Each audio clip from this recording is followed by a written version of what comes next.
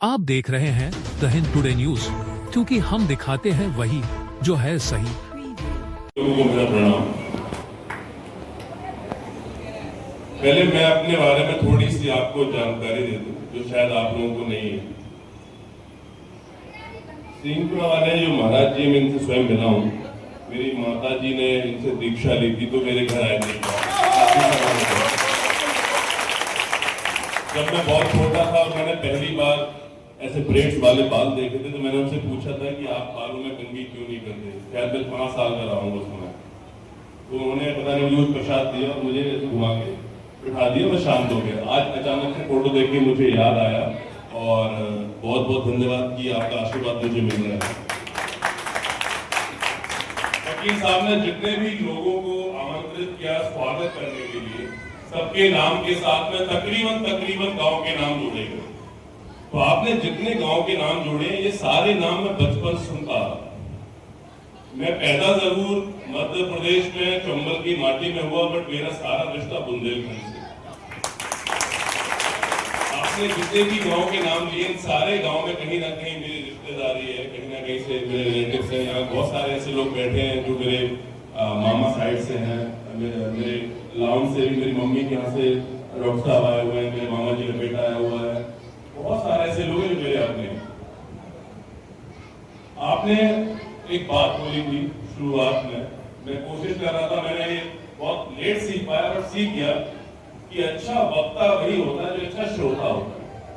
तो मैंने आपकी एक बात सुनी थी जो आप बुंदेलखंड के बारे में और चंबल के बारे में बोल रहे। तो मैं आपको एक बात बता दूं, मैंने शायद इस दुनिया का ऐसा कोई देश होगा जहां मैं नहीं गया हूं, मैं सब जगह गया हूं। जो एक एनर्जी, जो क्षमताएं, जो ताकत, जो अग्रेसिव लोग होते हैं, वो इस चंबल संभाग के और बुंदेलखंड के बेल्ट पर बहुत ज्यादा है।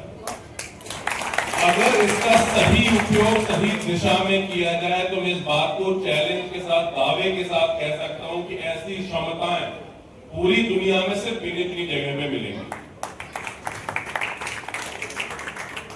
राहुल साहब जी को मैं काफी लंबे समय से जानता हूं और ये बहुत अच्छे व्यक्ति हैं, ये मैं जानता था, बट आप लोग उनको इतना प्यार करते हैं मुझे आज पता लगा। और बहुत टाइम से कोशिश हो रही थी यहाँ आने की, बट कभी आने का मौका नहीं मिला। आज आया हूँ, उसके लिए आप सभी लोगों का पहले तो बहुत बहुत धन्यवाद, क्योंकि इतनी गर्मी में, इतनी उमस होने में आप लोग जो खड़े रहे, जो मेरा स्वागत किया, मेरे लिए धूप में बच्चे भी थे, बूढ़े भी थे, जवान भी थे, यूथ भी था। आप सभी लोगों का दिल से धन्यवाद।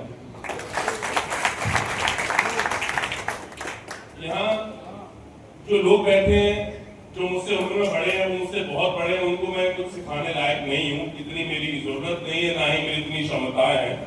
तो उन लोगों के लिए मैं ज्यादा कुछ नहीं बोल पाऊंगा, क्योंकि वो मुझसे उम्र में बड़े हैं, उन्होंने जिंदगी में कुछ सारे पड़ाव देखे जिससे हमें उल्टा सीखना है। लेकिन यूथ, जो यूथ यहाँ है, मैं उन सबसे जरूर बात करना चाहता हूँ। और मैं जहाँ भी यूथ की बात आती है मैं वहां जाता हूँ, कोशिश करता हूँ कि जैसे कि आपने बोला नशे को लेके कि अगर संकल्प लें छोड़ें, मैं इतनी बड़ी बात नहीं कह सकता। मैं एक छोटी सी बात कह सकता हूँ कि मेरे कहने से अगर एक व्यक्ति भी गुटखा छोड़ देगा ना, मेरी जिंदगी सफल हो जाएगी, मेरा यहाँ आना सफल हो जाएगा। यूथ को समझ नहीं आता। आप हमेशा जिंदगी में ऐसे समझ के चलिए कि आप अगर आज कुछ गलत कर रहे हैं, जब आपके बच्चे होंगे और वो वही गलती कर रहे होंगे, तो क्या आप उनको रोक पाएंगे? नहीं रोक पाएंगे। फिर आपको सिर्फ पछतावा होगा इस बात का कि काश हम अगर सुधरे होते तो हम अपने बच्चों को सुधार देते या उनको रोक पाते। तो इस चीज में शुरुआत को करनी होगी। कोई भी नशा जो शब्द है, इसको बुराई की तरफ ले लिया गया। नशा एक बुरा शब्द नहीं है। नशा किस चीज का है उसमें बुराई और भलाई होती है। नशा करो, मैं कहता हूं नशा करो, नशा मेहनत का करो, नशा अपनी मंजिल को पाने का करो, नशा अपने नाम को ऊपर ले जाने का, अपने क्षेत्र को ऊपर बढ़ाने का करो। गुटखा, शराब, ये सब चीजें आपको सिर्फ खत्म करेंगी। और इसका मुझे पता है कितना भी बोलूं, ये चीज अभी समझ नहीं आएगी। ये चीज उस दिन समझ आएगी जिस दिन आप हॉस्पिटल के बेड पे होगे और आपके अपने आप से मिलने आ रहे होंगे। उसी दिन, उससे पहले समझ नहीं आएगी। लेकिन कई लोग ऐसे समझदार होते हैं जो चीजों को पहले से पकड़ लेते हैं। मैं बचपन से देखता आ रहा हूँ, मेरे मामा जी लाहौर में है, जिला झांसी पड़ता है, पूरे में भी रिश्तेदार है जालौन में भी, तो मैं देखता आ रहा हूँ हमेशा से, बचपन से गुटखा खा रहे हैं। मैं पूछता भी था अपनी मम्मी से गुटखा क्यों खा रहे हैं, पुरुष, महिलाएं, बच्चे, सरकार ने, गवर्नमेंट ने, दुनिया ने सिगरेट के पैकेटों पे फोटो लगा रही, गुटकों पे चेतावनी लिखी, लेकिन लोग नहीं मान रहे। देखिए, आप किसी और का नुकसान नहीं कर रहे हैं, आप अपने शरीर का और अपने भविष्य का नुकसान कर रहे हैं। भविष्य का मतलब आपकी फैमिली से। आप जब बिस्तर पे होंगे तो आपकी पत्नी कितना परेशान होगी, आप सपने में भी नहीं सोच सकते। आप जब बिस्तर पे होंगे, आपका बच्चा अपनी स्कूल की फीस के लिए कैसे अरेंजमेंट कर रहा होगा, आप सोच भी नहीं सकते। तो ये सब चीजों से निकलिए। और यूथ को दूसरी बात मैं ये बोलना चाहता हूं कि सोशल मीडिया, हर व्यक्ति फोन को लेके रात को 11 बजे 12 बजे बिस्तर में चद्दर ओढ़ के और फेसबुक देख रहा है, इंस्टाग्राम देख रहा है। ये चीजें ठीक है, कनेक्शन का साधन है, जरूरी है, लेकिन कितना भी मत देखिए कि आपकी जो सोने का टाइम है, आपके जगने का टाइम है, मेहनत करने का टाइम है, उसको भी डिस्टर्ब करें। तो मैं सबसे यही बोलना चाहता हूं कि मैं यहाँ आज जो आया हूँ, आपने जो फोटोज देखे हैं, मुझे यहाँ बुलाया इसलिए क्योंकि मैं सौरभ गुर्जर हूँ और मैं एक्टर हूँ, मैं रेसलर हूँ। ये मत देखिए, आप देखिए कि मैं यहाँ तक कैसे पहुंचा।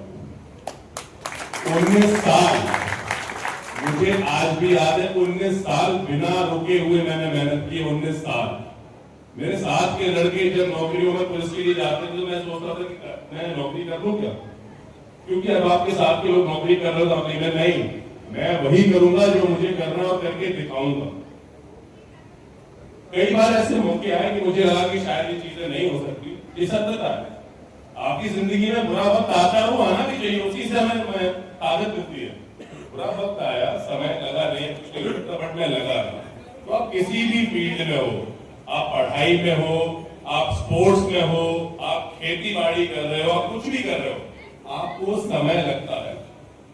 आप अनुशासन के साथ में किसी भी फील्ड में लगातार लगे रहेंगे तो आपको सफलता हासिल होगी। दुनिया की कोई ताकत आपको सफल होने से नहीं रोक सकती। यहां मैंने देखा, जब मैं आ रहा था, बहुत सारे लड़के देखे मैंने, हर कम्युनिटी के लोगों को देखा मैंने, रोड शॉप पे भी लोग खड़े थे। लोगों की हाइट फिट ठीक ठाक है, बट मुझे लगता नहीं, पता नहीं आप लोग क्या करते हो,